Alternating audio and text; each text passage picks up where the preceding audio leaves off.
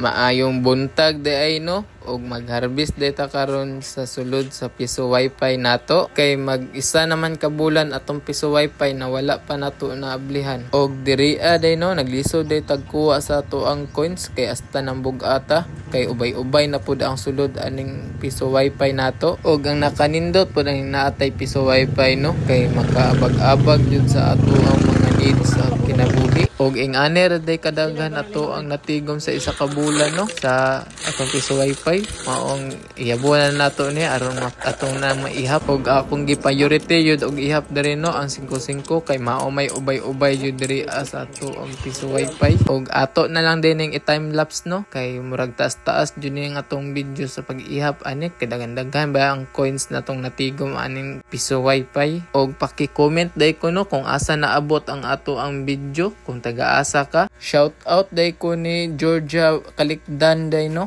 og isa sa atong mga follower diri Og sa next post day nato no, na detay patag na aning pila giabot sa ato ang coins sa atong piso wifi.